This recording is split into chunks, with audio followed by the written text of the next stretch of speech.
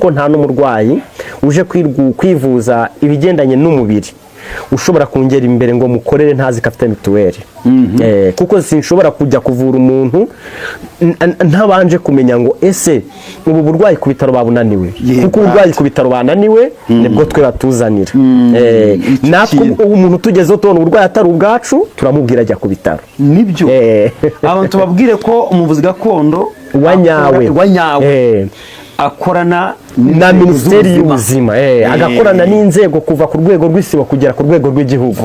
Iki ni igisiga cyanjye icara gitubwira wicaye. Iki ni igisiga cyanjye rwose. Iki gisiga ni bwoko ki ukimanye igihe kingana iki kigufasha iki mu buvuzi gakondo? Iki cyo kimfasha muri za ndwara uvura gisoma ngewe cyangwa cyo ndagifite hano ngo typhoide. Typhoide uyivura ubundi ni indwara ifatiti. Typhoide ni indwara icyumba cyangwa hashobora guhita ahura n'umurwayi agahita yatabara.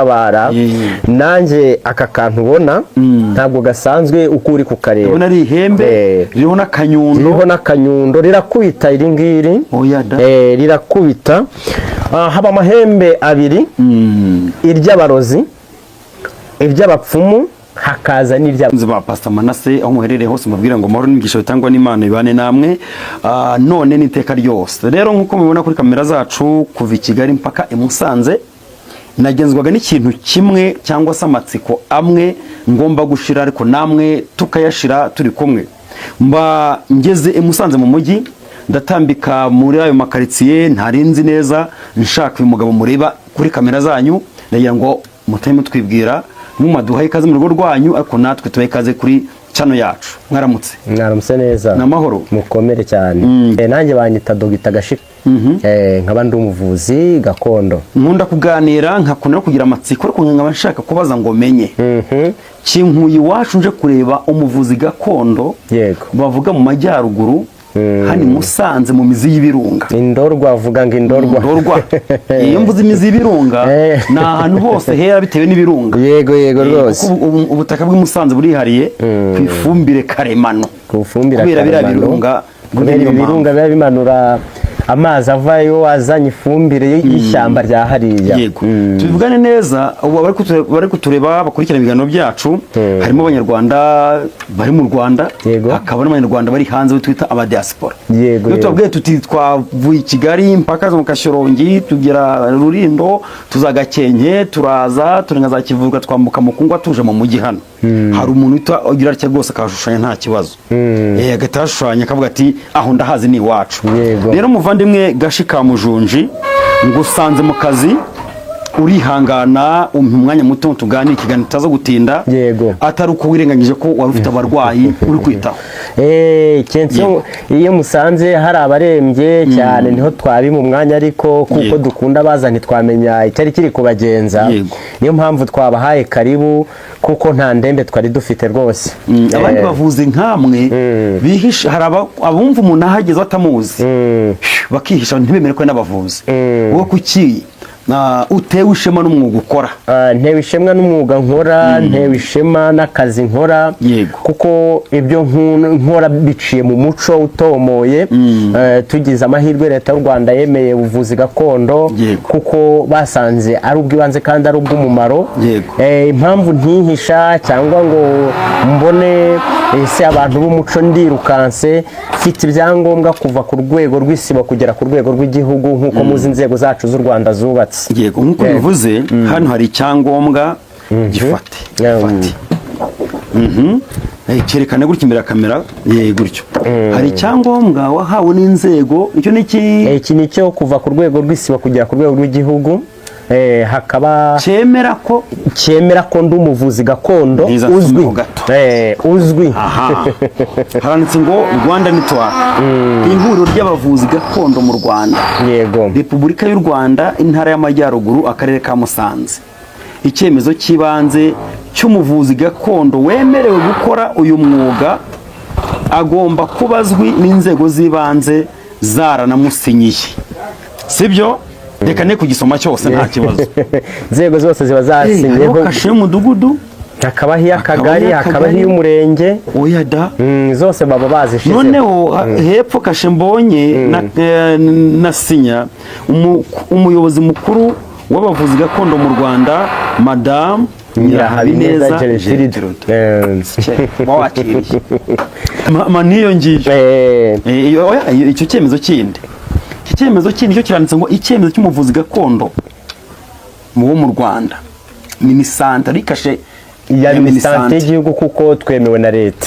Urabeshye tugirana ubufatanye na leta kuko tugira n'igihe cyo gutanga batubaza ese mwahuye na kazi imeze gute, hari nk'indwara zibiza ati mwebwe muri gakondo hari biri kuboneka bimeze gutya tukababwira. Haranditse ngo icyemezo cyemeza ko Ndayambaje Gilbert ari umuvuzi gakondo wemewe gukorera mu Rwanda mu ntara y'Amajyaruguru mu karere ka Musanze, umurenge wa Muhoza, akagari ka Cyabararika, mu mudugudu wa Kabogobogo. Indwara avura yego tuzivuge nazo zivugaho hari izihita zijya kuri icyo cyangombwa. Agira Imana rero yego bati tifoyide igifu amarozi. Ubwo amarozi baba bashize muri rusange y'amoko yose, yaba amahembe, yaba ibitega, bwaba uburyano, bwaba n'ubutegano. Bya bindi ukandagira amaguru akagenda akabyimba, bya bindi ujya kubona baba barabiguteze ukabona umuntu ari gusarara aribwa ahantu hatandukanye, bikubiye mwaho ngaho kuko bashizeho ng'amarozi, ntabwo bashizeho uburozi. Haranditse ngo iki cyemezo gitangwa n'urugaga rw'abavuzi gakondo mu Rwanda kandi kigahabwa umuvuzi gakondo wujuje ibyangombwa bisabwa n'urugaga. Yego uzakoresha iki cyemezo mu buryo bunyuranyije n'amategeko azabihanirwa n'amategeko. Yego rwose. Presidente w'abavuzi gakondo mu Rwanda Madame Nyirahabineza Gertrude. Yego yakirira nyuma wa kino cyangombwa iyo certificate nsozo kanavuze ati uzakoresha iki cyemezo binyuranyijwe n'itegeko binyuranyije n'amategeko yego azabihanirwa n'amategeko. Barashatse kuvuga iki? Icyo bashatse kuvuga hari ababifite noneho hari n'abagenda bakajya kubishugurika ariko abo uzasanga babibonye nk'ibi bashuguritse ntabwo uzasanga ni iki ngiki kuko iki ngiki sibo igomba kubikuzi kukorera aho ngaho kuko ari ibintu umurenge ubizi. Noneho icyo bashatse kuvuga hariya tugira kadi zimara imyaka 5 zigendanye na manda. Iyo basanze mu buvuzi bwawe hari amakosa wakoze muri kano kazi ubyitira cyangwa ugira ute niyo waba uri umuvuzi wemewe bafata ya kadi yawe bakagukansoringa kutakiri umuvuzi bakayikwambura kuko zirangirana na manda y'umuyobozi uhari. Izo kadi zindi zizanwa n'iyi certificate.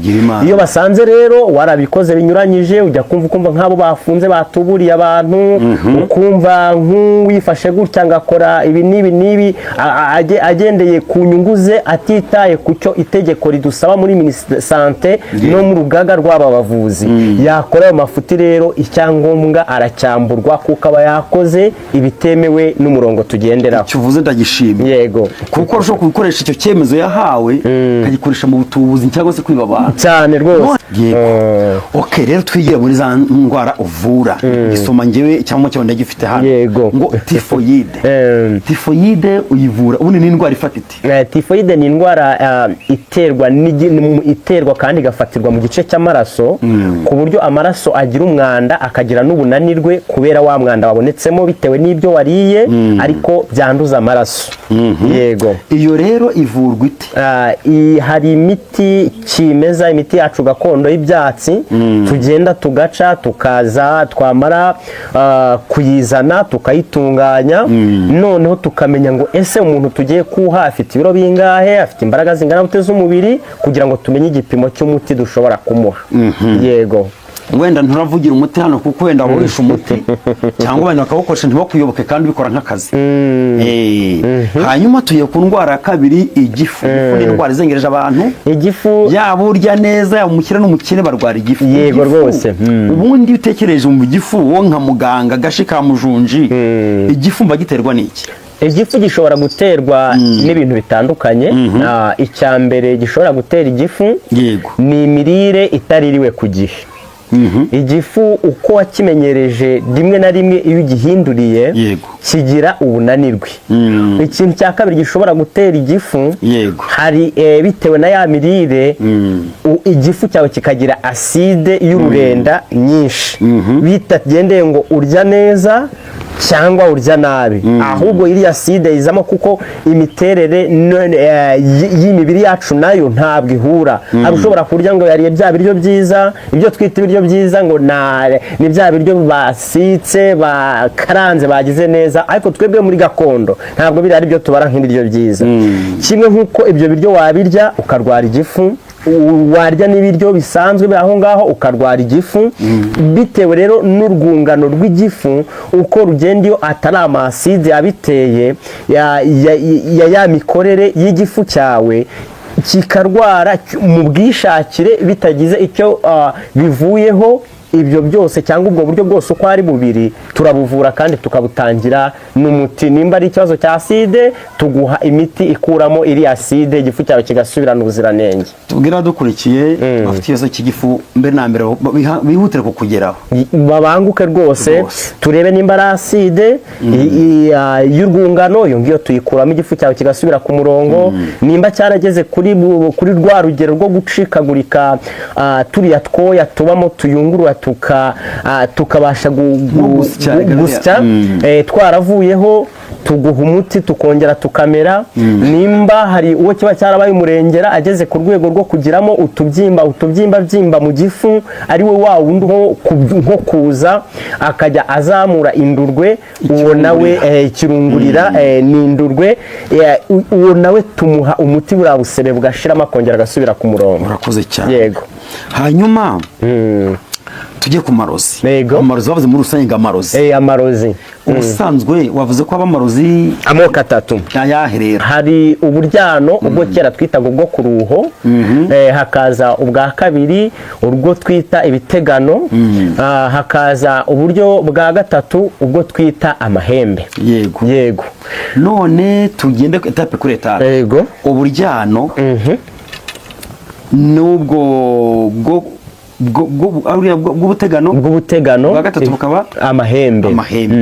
Kuri ubu burozi no gukunda abarwayi muri gukunda kwakira kenshi ni abari uburyano, ni amahembe, ni ubutegano, ni abameze bati ni amahembe.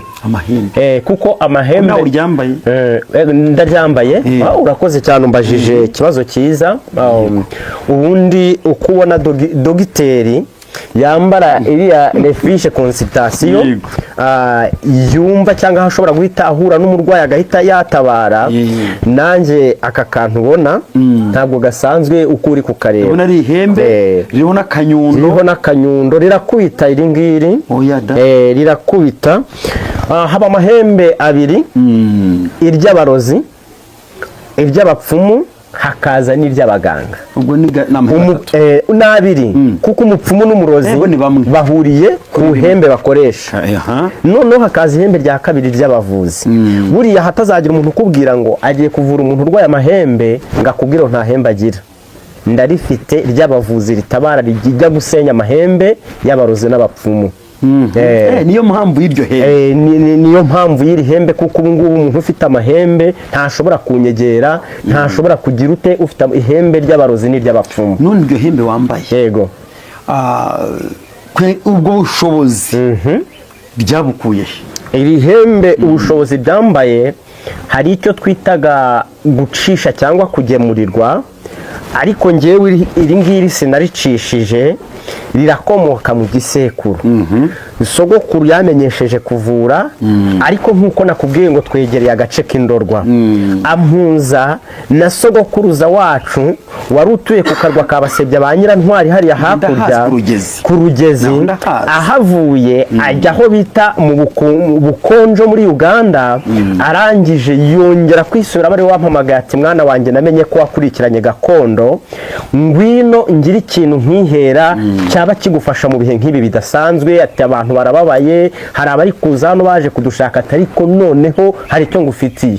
Mpageze nk'uko nakubwiye ngo hari abajya gucisha, ngiye yarambwiye ati impano naguha nkuru niyi ngiyi, akirira ihembe ujye guhangana na bariya barozi bari aha muri East Africa bari ku rwego rw'isi.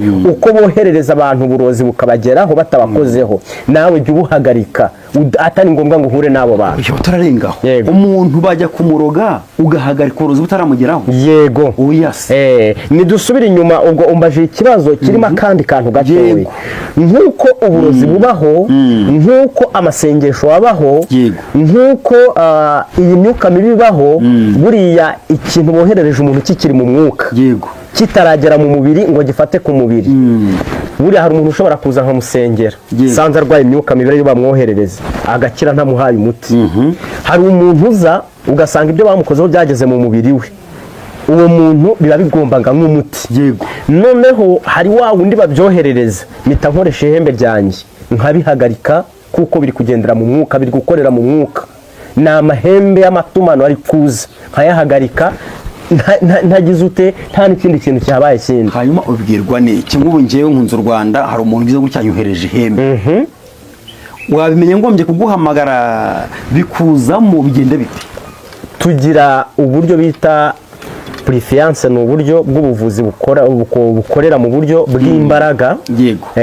Ubwo buryo rero iyo umpamagaye nkakora icyo bita Prefiance, nkakoresha ifoto yawe nyifite nyifatiraho igicucucucu nkamenya ngo urwaye iki tutari kumwe, wowe utiriwe ubimbwira ifoto yawe nayibonye nkakora icyo kintu cya Prefiance nkafatira igicucu cyawe mitamenya ibintu urwaye. Niyo uri kumbeshya rwose nge ndabyirebera. Kandi umurwayi ntabwo ari uza ngarwaye gutya ngambwire ngameze gutya ngo mubwire ndamuha umuti, ndabanza nkagira ute nkafata impinga yanjye. Iyo ni impinga? Iyi ni impinga, nkamuterera inzuzi nkamenya ngo bimeze bite, ikibazo afite ni ikihe. Ndakumva impinga tuzizi mu bapfumu. Umupfumu si ngo nawe ndi umuvuzi. Icyo bitaga ubupfumu ni nk'icyo bitaga ngo nka uyu munsi bita ngo umukozi w'Imana, umuhanuzi. Usibye ko uyu munsi muri iki kinyejana cyacu nta bapfumu dufite, abahari baratubesha. Se ninde mupfumu wajya kuvubishaho ngakubwire uko umaze iminsi uriho nuko uzabaha imbere? Ntabo tugifite. Utaranarengaho na kera hari igihe baturimanganyaga abapfumu bahuje ikinyoma. Tuye tubona ibimenyetso wenda nk'abumva ikinamico igicanzo cy'Imana, aho abapfumu bakoreshejwe bagahimba ikinyoma bakemeza ko uwera twite agomba kujya kuroho. Nibyo bako abapfumu nako abaganga nahuza ikinyoma. Uvuze ikibazo gikomeye kinanoroshe cyane muri no minsi kinaduhangayikishije. Uyu munsi abenshi bubakiye ku kinyoma cyo ngewe nditanga ikinyoma cy'indonke. Ukagera kuri uyu nguyu akakubwira gutya akagukuraho utwawe, ukagera kuri uriya akakubwira gutya, yamara kukubwira gutya akagukuraho utwawe. Urumva ni cya kinyoma kiri guhererekanya cy'indonke kidakenewemo gutanga ukuri, ahubwo kirimo ikinyoma gikeneye indonke. Ntacyo ndabizagana igihe kirekire. Imbere ya cameraman twereke n'ibikoresho bihari bitwereke. Iyo ni impinga. Imara iki? Iyi mpinga ni ukuvuga ngo iyo utanze urugimbu nk'umurwayi, urugimbu ndavuga amacandwe, ukayashira hariya tugiye kuyaterera inzuzi ngo dusobanukirwe uko ikibazo ufite, uburwayi ufite, niyo dukoresha. Twamara kuyikoresha hari ibisobanuro itanga. Ishobora kuduha umuriro, ishobora kuduha umwotsi, se ishobora kuduha ibintu bitandukanye, umwotsi cyangwa ikaduha umuriro bivuye kuri ya macandwe aba yaciye hano umurwayi. Byarangiza mu macandwe twamara gutera impinga bigahita biduha icyo gisobanuro. Nubikenera nabyo turabikwereka. Bazajye baza bafite ibibazo ubibakore, nawe ngiye uri bubinyerekere hano. Umwotsi siromba cyangwa umuriro urumva nge nawe ushobora. Hano imbere ya hari ikintu kimeze nk'igikonoshwa ikinyamushondwe cyangwa se amahembe y'ibintu byo mu mazi. Iki ni igiki? Igikorano. Iki ntabwo ari igikorano, ni ikiremwa kiva mu nyanja y'umukara y'Abahinde. Iki ngiki kubera bari abantu mu bino bihugu by'Abarabu, bino bihugu bya Nigeria hariya hirya, nitujya ku buryo bw'uburozi bari ku rwego rw'imbere, kandi nitujya ku rwego rwa gakondo bari ku rwego rw'imbere kuko bo bagiye bakomera ku mico yabo. Hano iyo tugiye gukora icyo bita guhagurutsa ihembe ngo rigende, niryo dutongereraho inzoga y'abakuru, twarangiza ihembe ryacu rigahagurukira. Iyi ngiyi twavuga ko ari nk'ikibuga. nka sitade niho ihembe rihagurukira rigiye gukora akazi iyo tumaze gukora umutongero w'inzoga. Nicyo gihe imbaraga rya hembe rikagenda, iyo rigezeyo nsigara ndi kubikontororera hano mbireba, urabona hano harimo akantu kari nka jimeri, aha niho nsigara ibintu ndi kubikontororera ihembe ryanjye ryagiye. Nimba bambwiye ngo ninkoherereze ihembe, n'urugero ngiye kuguha, nkarihagurutsa rikagenda. Ihembe ry'abavuzi nakubwiye ko ritandukanye n'iry'abarozi. Ndikohereje rishobora kuza rikisararanga iwawe, ukumva hahusha umuyaga, ukumva habaye umutingito utari kumenya uko bimeze. Iyo risanze uri umunyakuri ntabyo wakoze, ibyo bari bavugize ngo nindi koherereze, riragaruka rikatubwira ko uri amaraso atariho urubanza, utararengaho. Yego. Nawe ushobora kohereza umuntu ihembe byo kumugirira nabi? Ni ukumucisha akanyafu, ntabwo twohereza amahembe ajya kujya kugira nabi. Wakosheje, warakoreye umuntu nabi, ihembe ryacu naryo riraza. None ko nenze ngo wenda umuganga aravura gusa bwo ntatera ibibazo. Ntabwo twebwe tujya kubikiza, ntabwo tubitera. Kandi arumbwiye ngo nawe wagize nabi wamushaka. Uvuze neza cyane. Ni ukuvuga ngo ahangaha mba ndi kuvura nyine, nacyo ni ikibazo. Icyo ngicyo mpagurukiriza ihembe ry'abavuzi, nacyo ni ikibazo. Umuntu yagize gutya yibye umuntu, umuntu yagize gutya yabangamiye umuntu, amwibibye, umuntu yabangamiye umuntu amubuza amahoro uko bwije nuko bukeye. Nohereza iri ngiri ryo kujya kugira ngo wahemukiye runaka, ibi bintu ntuzabyongera. Ni uburyo bwo gutabara. Ni uburyo bwo gutabara, kuko uriya muntu ni inzirakarengane, nk'uko bafite uburwayi yaryama ntasinzire, nkamuvura nkoresheje imiti, naryo ndihagurutsa rigiye gutabara uriya muntu ngo abashe kuryama asinzire. Ni agace ku gace cyo kubirambura. Yego. Ikindi kimeze nk'ikinyamushondwe noneho akangaka akaba kita insibo ya nyamuzibiririza. Insibo ya nyamuzibiririza. Insibo ya nyamuzibiririza. Hari gutya abo ufite abagore, abakobwa cyangwa igitsina gore, agashaka ariko kugira ngo abyare bikaba intambara, bikaba ibibazo. Ni ukuvuga ngo umugore kugira ngo adatwita harimo uburyo butatu: gukuramo inda igihe gito cyikurikiranyije, gukora uburyo bwo kuboneza utarashakaho igihe kirekire, bishobora kugutera ubugumba kandi utari ingumba. Icya gatatu noneho kuba wararozwe. Kugira ngo ibyo bintu bitandukanye, aka gakoresho iyo nkagushize ku gice cy'inda kabasha kunsobanurira inda yawe koko nimba ari ukurogwa cyangwa nimba ariko wavutse umeze nta kintu twabikoraho. Iyo kamaze kubimpereza rero no kumva ibyo bisubizo, ubwo menya ngo ndakuvura muri buno buryo, ndakuvura gutya. Yego. Hanyuma ibyo birambitse wagira ngo ni ikibabi cy'ikoma nako cy'umubyari cyumye. Iki ngiki iki birambitseho bakita intaho y'ihembe. Ni ukuvuga niyo ihembe ntirambikwa hasi. Ntabwo rirambikwa hasi. Buriya niyo ryamaze guhaguruka, dusigara dukora icyo bita purifiyanse y'amareyorezere. Dukora gutya tuza y'amagambo aza akadusanga hano y'ibiri kuberaho ihembe ryagiye. Nicyo iki kibabi kimara. Kora hariko ko ufite ubwoba. Ako kabuye kariho n'akahe? Ni urwengeri. Uru rwengeri ruboneka mu misozi imwe n'imwe. Buriya kwa kundi umuntu ashobora kuba agiye kujya nk'ibwotamisimbi cyangwa ahantu kure, ariko akavuga ngo ntihazagire ibinkurikirana. Aka kantu hari umuti tugahuza nako, yarangiza wa muti tukagashiramo, yarangiza wa muti akawugotomera. Ubwo icyo gihe ageze iyo hirya agasanga hari abarozi, hari iki, cyangwa aho yavuye hano muri Afurika wenda agiye i Burayi, bakagira ibintu bamwoherereza. Ntabwo bishobora kumufata yamaze kunywa amazi yo ku rwengeri. Njye nagize amahirwe ngera aho nakwita mu biro byawe. Ni mu Gicumbi rwose. Mbonamo ibintu byinshi cyane. Biriya bavuze bose gakondo barabigira? Ntabwo babigira. Birabigirwa koko n'ababavuzi bari muri gakondo. Kandi bari no mu rugaga. Ariko nidusubira inyuma, biriya ntabwo bitangwa n'urugaga. Kuko wa muvuzi wa nyawe uzi icyo akora, uzi ibyo ari gukora, azi umwanya arimo, niwe ushobora gusangana ibikoresho nka biriya. Kuko buriya harimo ibikoresho byinshi uko wahabonye, uko witegereje. Byose buri kimwe gifite icyo gikora mu buvuzi bwacu, gifite icyo gisobanura mu buvuzi bwacu. Reka nkwereke ubutaha uzayuzana igikundi ibikoresho hari ibikoresho birenze 90 sibyo umunsi nzagufa basi 10 umunsi unyeretse urwengeri unyereka intaho y'ihembe yego unyereka impinga ikindi cyo ifite amahembe n'icyari ntacyo icyo kibwira ndaje mabwira icyari cyo nacyo ikindi gihari iki ngiki nakubwiye ngo ni inyunganizi y'ihembe aho rinywera niyo ryagiye rinaniwe dusuka inzoga kuri kino ihembe rikagira imbaraga iyo twaritumye ihembe tungwa n'inzoga niryo risinda ntabwo ryo risinda buriya inzoga ihembe rinywa ntabwo ari izi nzoga zisanzwe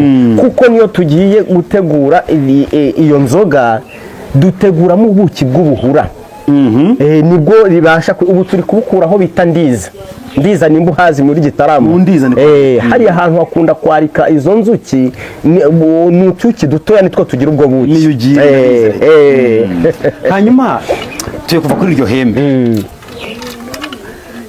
bavuze ko riba ari nka protection cyangwa uburinzi bw'irindi hembe woherereje bw'irindi hembe abantu bakoherereje cyangwa tugiye kuritegura dukoresha iryo hembe ryacu kuko nakubwira amahembe nabiri iry'abarozi n'iry'abavuzi iri hembe ujya urishyira hasi cyangwa uryambaye iteka iri ngiri se iri njya ndishyira hasi kuko iteka ntabwo ni uko musanze muntunguye nari ndimo ndafasha umuntu bari barateje amahembe mukimara kuntungura musanze ariko kazi nari ndimo nganira nawe mufasha ndi guhagarika imbaraga z'amahembe bamwohererereje ubundi ntabwo rimpora iruhande rifite igitereko cy'isine cyaryo riba ryibereyeho ntawe rero mwaza mu kintu kijwigira inyuma yanjye kikuzana kuva nabo imyaka ngize n'ubwa mbere mbonye ibi biguruka rwose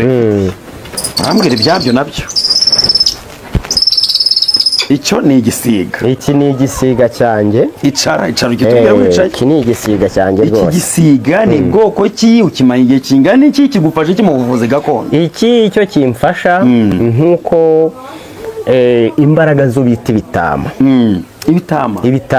ni amahembe akomoka muri Uganda ni amahembe akomoka muri Uganda noneho ari amahembe kugira ngo uyarwanye uyahagarike noneho hari abo ujya wumva ukumva ngo afite amahembe cyangwa ibintu bimuvugiramo biriya bintu kugira ngo tubihagarike kugira ngo biriya bintu tubicecekeshe dukora umutongo wacu dukoresheje iki gisiga cyanjye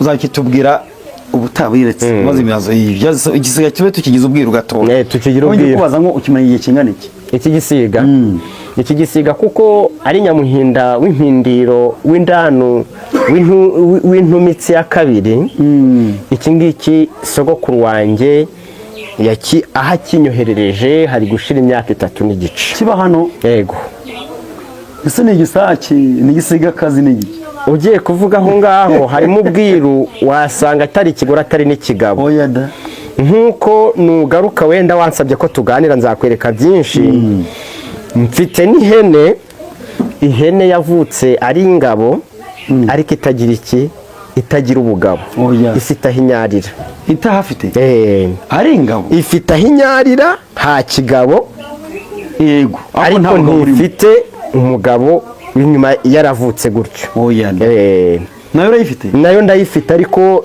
hari ibikoresho byinshi utasanze hano biri mu rwuri rwanjye iyo hene nayo ndayifite uzazanye kwereka iki gisiga kigufasha kikaba intumitse ariko nawe rero ndi kugukemangwa uyu mugabo ntabwo wamukemangwa wowe ariko udashiramo utuntu twa kinyarwanda nawe nkibaza n'inkurikirane ibyawe uzabasha kubimenya ibyanjye kubimenya ni uko umuntu aba ameze nkamwe bose bimwe biri mu muco yego kuvurisha ibimera kwifashisha imiti gakondo yahoze mu muco aho abazungu bazi baduhira imiti cyane cyane ko yo iba yujuje n'ubuziranenge cyane kuko menya ngo doze ikenewe ku murwayi ubundi nicyo kitunanira iyo tuvuze gakondo gupima doze nicyo kibazo ubu ni nacyo ngiye kubaza umuti nk'ubu njye mfite imyaka igiye kuba 40 yego nk'ufite imyaka 5 umenya umuti utuvugutira igipimo cyawo byiza cyane maje ikibazo kiryoshye yego ubu uyu munsi ntabwo tugikoresha imiti iri liquide kuko Minisiteri y'Ubuzima yarabitubujije ivuga ko tugomba kuko wasangaga iriya miti nyiguhaye ndi kukuvura uburozi cyangwa umwijima ugakuramo izindi ndwara bya bindi nubwo wabikize kubera ingano idashobora gupimwa badutegeka kujya dukora imiti iri puderi ya miti tukayumisha tukayiteguramo amapuderi ukabasha gupima ngo umuntu niba afite ibi biro wamuha umuti ungana gute uyu muntu niba afite ibi biro wamuha umuti ungana gute nuko nguko ubu uyu munsi ntabwo ushobora kubona umuvuzi uvurisha uvurisha imiti yo kunywa bakavuga uti bagahita baguhereza ibyo bintu barabitubujije rwose harimo se Gashi Kamujunji ndabumva nibura mugira amahugurwa kangahe wambwiye inama rimwe mu mezi 3 amahugurwa kangahe nk'abavuzi amahugurwa mu mwaka ashobora kuba nka 3 nk'ubu harayo duheruka gukorera hano Musanze muri Best View yahuzaga abavuzi gakondo n'abapasteri kuko basanga turi mu kigwi kimwe iyo nama iheruka kubera muri Best View ubu indi turi kwitegura muri kuno kwezi kwa 9 ngo tugomba kuzahabwa n'ibitaro bya Butaro kuko hari imiti bari baratwatse turi kwikoraho ubushakashatsi ku bintu bijyanye n'izi ndwara za hepatite zijyanye n'imivuduko bari kureba mbese muri gakondo twebwe izo ndwara tuzikora hiki ubu n'ubu dufitanye amahugurwa mu kwezi kwa 9 ejo bundi ni sawa umurongo mwiza